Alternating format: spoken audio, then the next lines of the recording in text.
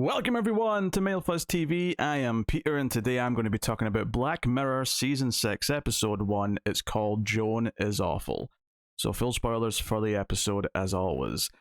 So yeah, Black Mirror's back. After like 5 years or something. I don't know if it's been quite that long, but it feels like a long time. To the point where I was surprised when the news dropped like a month ago. Oh, by the way, there's new Black Mirror coming next month.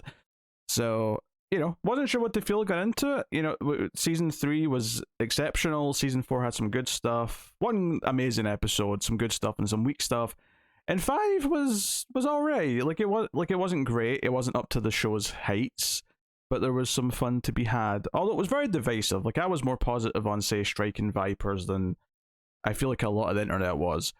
But we're back. We got 5 episodes in season 6, and we're starting off with Joan is Awful, which is a very meta story. Charlie Brooker's going full meta this season, and he's kind of already played around with the idea of this is a Netflix thing, so we're going to make some meta commentary about Netflix and stuff like that. This takes it further. This goes places.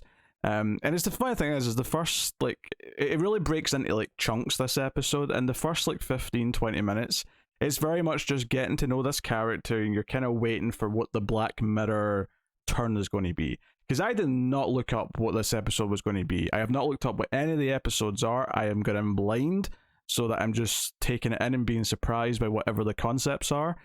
And this one is, it starts off as this character study of just meeting this woman who's not thrilled about her relationship. She's doing okay at her job, which is kind of a Google-style tech company, but she has to fire someone early on, and just kind of sets up that she's got a temptation to maybe meet up with an ex-boyfriend. So, it's going through a day of her life, and then the episode reveals what it is, and she's with her fiance. They're at home. She turns on, was it Streamberry? Was the fake Netflix in here, right down to the sound effects and everything. And Joan is Awful appears, and it's Salma Hayek, but she's got hair like her. And then they watch the episode, and it's a recreation of the day she's just had, and reveals to her fiance everything she did that day. It reveals to her co-workers what she did that day. Because at first I was thinking, oh, this is just them saying this, and it's going to be like a really cerebral, what is going on style episode. And I was thinking it's going to harken back a lot to that season 1 episode with the cameras in the eyes and the idea of being able to see things forever. I thought it was going to touch on some of those themes, which it kind of does in a sense, but it does keep evolving, right? I was surprised when it then seemed like everyone could watch it. The ex-boyfriend in the hotel, he starts watching it. Everyone starts watching it.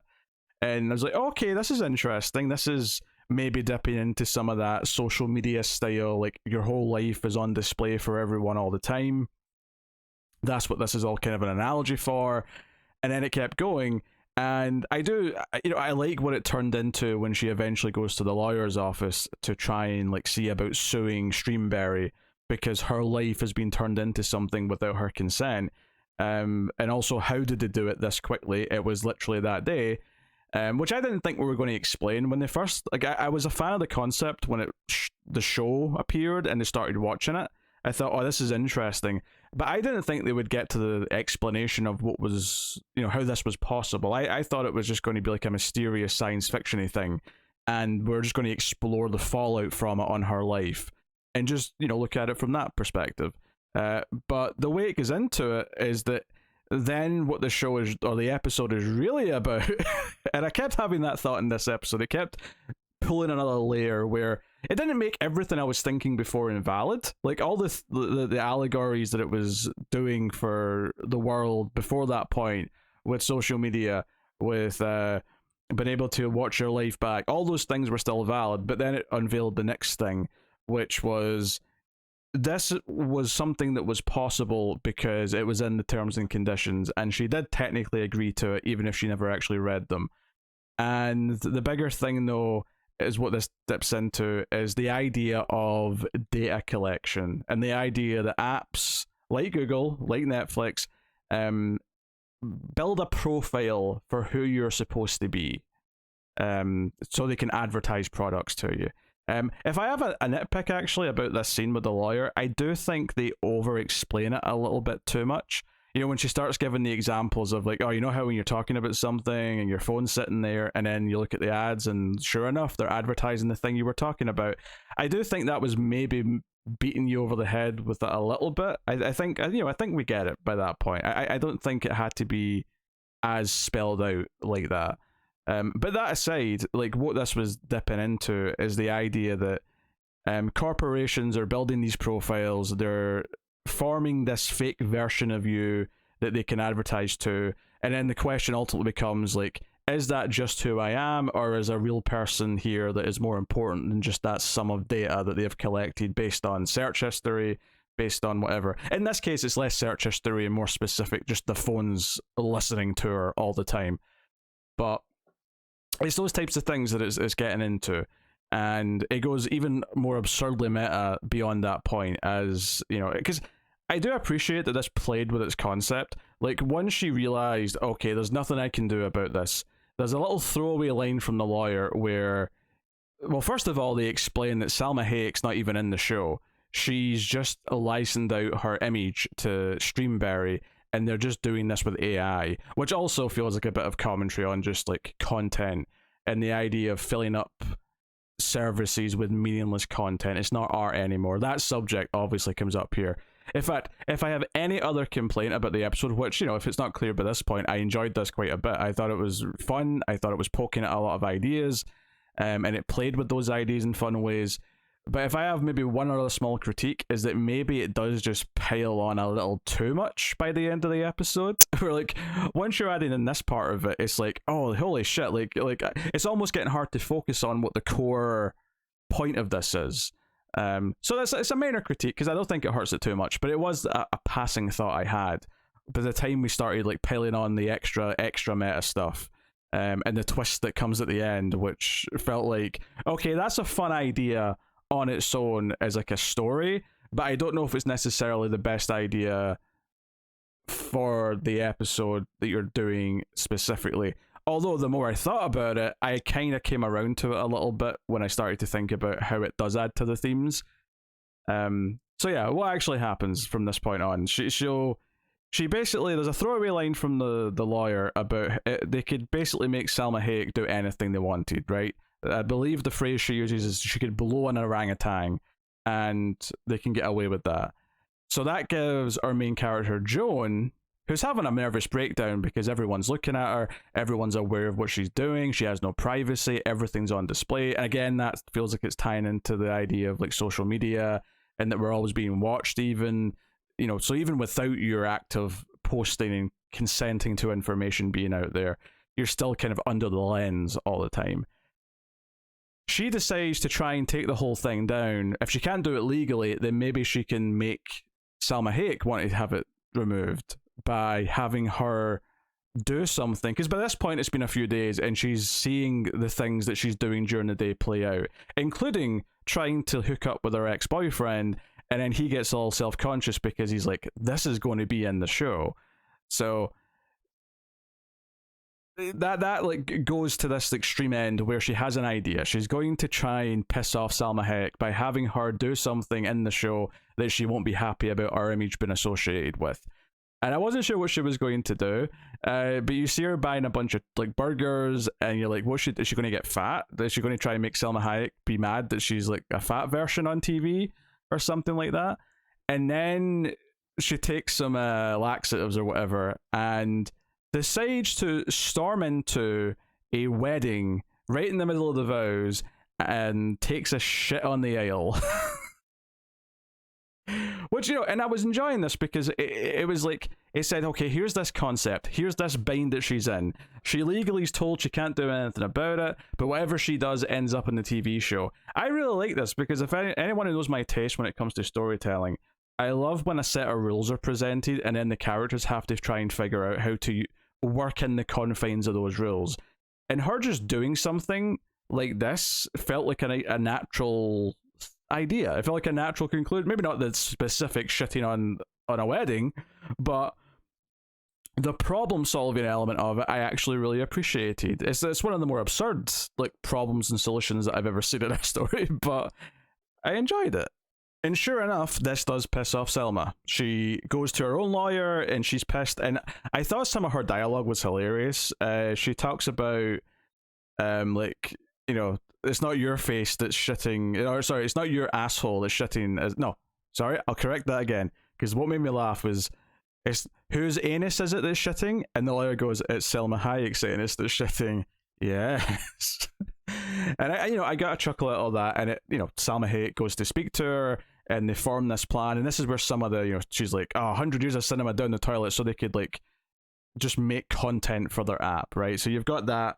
It's kind of funny that Charlie Brooker's on Netflix poking like commentary at places like Netflix, which you could argue makes it a little toothless in a weird way. Or maybe I think the less cynical take is more just that we can acknowledge the potential problems of places like this from within them, and we can, if we're aware of it, then we can do something about it, kind of thing. I don't know.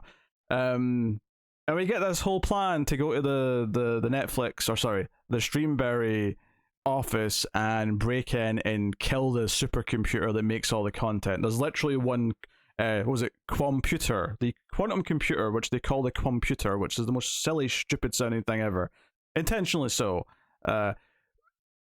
And we get this, like, Michael Cera just randomly pops up in a small role. I was actually really glad I didn't know the cast list before I watched this, because seeing that was a surprise, as was inside the Joan is Awful TV show. Salma Hayek's version of Joan sees the TV show within the TV show, and the version within that was played by Cate Blanchett. So there's a lot of surprises along the way, a lot of cameos, things like that. So the big twist at the end, though, is this idea of that our Joan that we're watching is not actually the real Joan. They do a pull the rug out from under you, where she is actually the first fictional Joan, and the real Joan, reference Joan, is not her. And then they get meta and say, no, you're the likeness of this actress. Then it's the actress who's playing her, Annie Murphy, who I don't actually know from anything, but Schitt's Creek, I think someone, Michael Cera, said she was in. So we do this meta thing where she's like, wait a minute, I'm not the real version. Well, I'm the algorithm. I'm the thing that was created by the computer. And then like there's some second guessing from Salma Hayek when she realizes that she's not the real Salma Hayek. She just thinks she's the real Salma Hayek. And then sure enough, Joan is being they're trying to talk her at killing the computer with the axe, and she's like, yeah, but if I'm doing this, it's because the real Joan's already done it, and therefore I can't control what I do. And that brings in like a real question of fate as well, if we want to really murky this up with more themes and ideas. So at first I was like, okay, this is a fun twist. I like it on just a fun science fiction level, but I wasn't necessarily sure right away if I liked it in terms of like, I almost wish it just sort of stuck to the original idea of this TV show is revealing her life. Now we play with how that affects her life and how people are around her. And I thought, when I was thinking that earlier on, I was maybe considering the idea that the story was ultimately going to be about realizing that your life is always on show to people and sort of being happy with who you are, and our unhappiness was more that she's ashamed of who she is rather than because other people are, judging her necessarily or something like that. Like I thought it was going to be like a self esteem kind of story, which there's still elements of that in there, but this obviously takes it in wild directions. But I think that ultimately I've come around on the twist, and I like the twist because the whole point of this was that these algorithms and the AI that's sort of tracking us and making profiles that it can advertise to, and this show is prophesizing and even make specific content of, and it gets really cynical with it, where they're going to make a someone is awful for everyone who's on the app. And there's a reporter who asked the head of the company, like, why awful? Why is there no positive ones? And it's like, because we tried that, and the truth is that people react more and they're more stimulated by their deep fears of how awful they are. So that's why this is what it's going to be. So it's exploiting our worst possible qualities, it's preying on our insecurities, all these ideas. But I like the twist because fundamentally, I think what it does for the story, other than just be a kind of a reveal that we have not been looking at the real Joan this whole time, is that part of this episode made a point of showing how people react to Joan once they see the TV show. You know, there's the guy who's jogging in her neighborhood who's nice to her the first time he sees her, but then after he sees the show, he's like, "How could you?" You know, he treats her like a pariah, like "Oh, you awful person." And you know, my first thought was like, well, like everyone probably does something that if people saw it on a TV show, they would all judge for it. They'd all just boil it down. They'd have no empathy. They'd all just boil it down to you did a bad thing, and therefore we will treat you like shit because of it. And I think this idea that the digital version or the digital profile that's created of someone takes away a lot of the nuance and takes away a lot of the soul, and then makes everything more dramatized, right? And that's something that's brought up where the Salma Hayek version of Joan is way more dramatized than the one we've been following. So it's kind of a fun meta twist at the end to turn around and say, no, even the one we've been following is a bit more dramatized than the real events. Even though clearly the real Joan still did go and smash this thing and got under house arrest for it, as we see through a series of like mid-credit scenes at the end. But that kind of works in an interesting way where we were watching a heightened version because fundamentally we as the audience were still watching a television show. We are still watching a work of fiction. And yeah, sure, the scenes at the end are still fiction, but the fun meta idea of it is that even we kind of just buy into everything we're seeing without looking deeper. And hell, you could even tie that in thematically to not looking properly at terms and conditions, that we're not digging into the deep stuff with anything and we just take what we're seeing as granted. So I do think thematically with everything it's talking about with like AI creating fake versions of someone that we have no control over. And this episode largely is about taking back control. The twist just being that the one taking back control is not the one we were watching. I think fits into everything. It fits into the whole idea. It's doing a little bit of that Men in Black, that we're just, our universe is just a marble and some other aliens set of marbles, and then above that there's a whole other set of this is how tiny we are in the grand scheme of things. It's all just layers upon layers.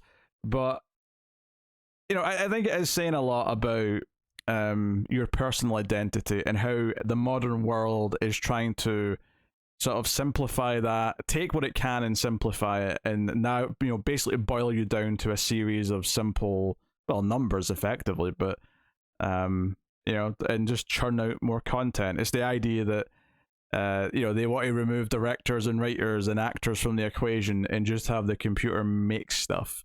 It's a nightmare. It's a hellhole. Something that I'm sure Charlie Brooker is terrified of. Something that I think anyone who enjoys art is terrified of.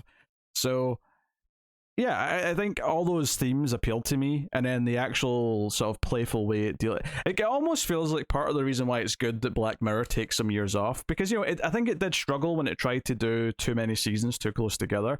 Is that part of its strengths is sort of seeing where technology is going and then building a good story around those ideas. Like this is taking concepts that are becoming more and more talked about.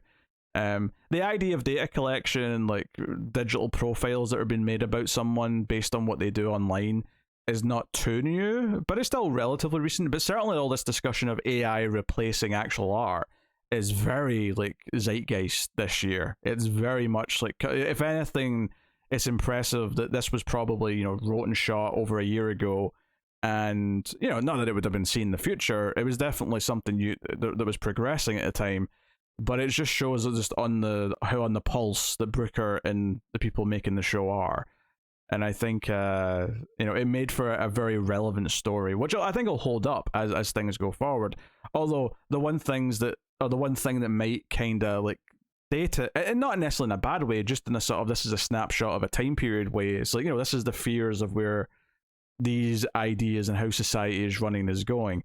Tying again into the idea of like people being like, I think when you saw the Selma Hayek version of the universe and those snippets of it, like people seemed even more rude to her than the main Joan that we were following, and presumably the real life version was a little bit more pleasant about everything. That people were more civil, they weren't jumping to the extremes quite as much.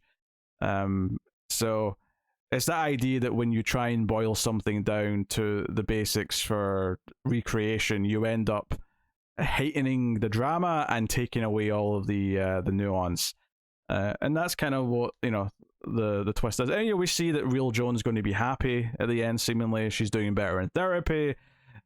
She's got a job that she's now happy with, and fundamentally, that a lot of this was about being happy about who she is. And I think that also ties into like this idea of the digital profile, the idea that you care what the world around you sees of you might just make you unhappy. And I think part of the real Joan story of this episode is like, no, finding what makes her happy, what life makes her happy, and chasing what the algorithm has sort of dictated for you will not make you happy.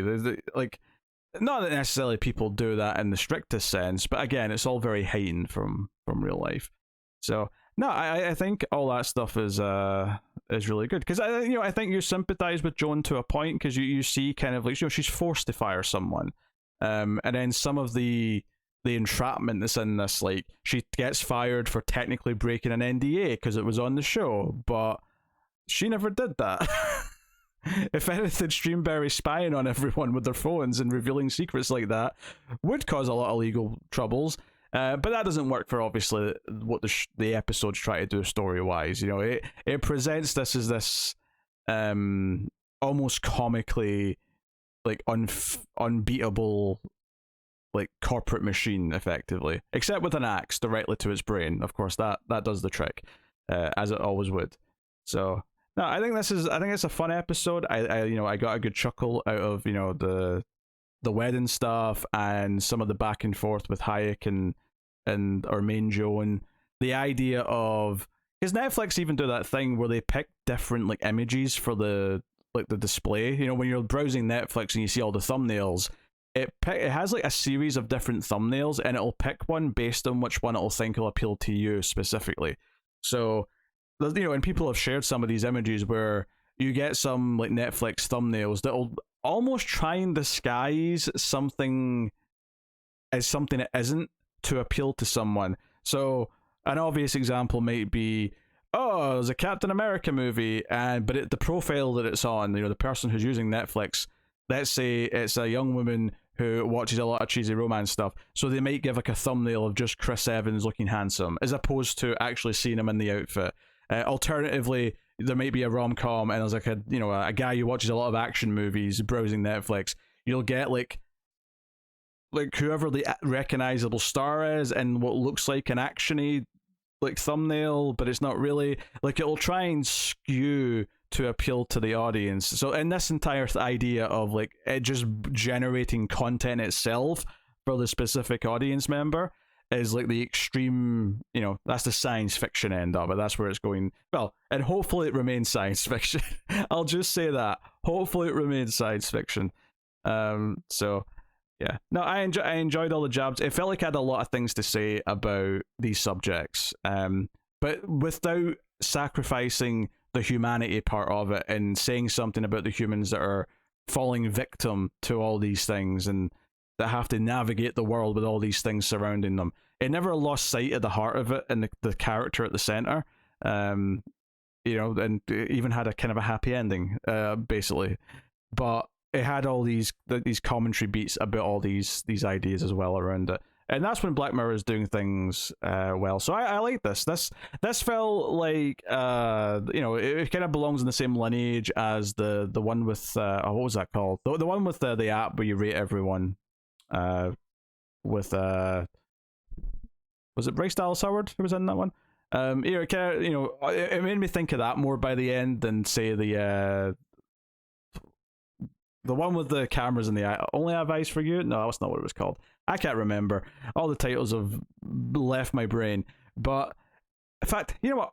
Honestly, now that I'm thinking about it, even the idea that the first 20 minutes felt like an old Black Mirror episode waiting for the reveal is almost like intentionally meta in and of itself, because you're kind of like following a character just like Haley Atwell in the season 2 episode or something like that. We're just following the character, seeing what their life is, and it's going to introduce things, but then it just keeps like going meta. It keeps pulling layers back.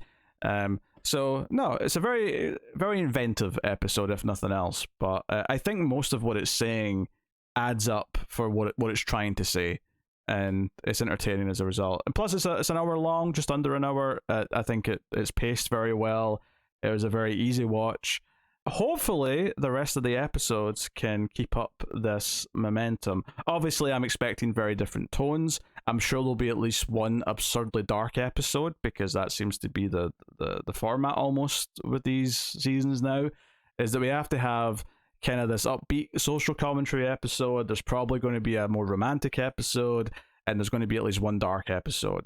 Now, there's 5 episodes, so there's still a room there for a few other things, but I suspect that we'll still hit those main ideas, because Brooker seems to always like hitting those each season. But yeah, there's Joan is Awful, first episode of the season. Let me know what you think of this one in the comments, and I'll be back with the next one within a couple days. Probably Sunday, if I was to guess. So thank you very much for joining me. I always appreciate it. You can, of course, support all the content over at patreon.com/MailFuzzTV and get some bonuses for your trouble. But otherwise, that is me. So thank you once again for watching or listening. I always appreciate it. Keep watching TV. Have you got any vanilla?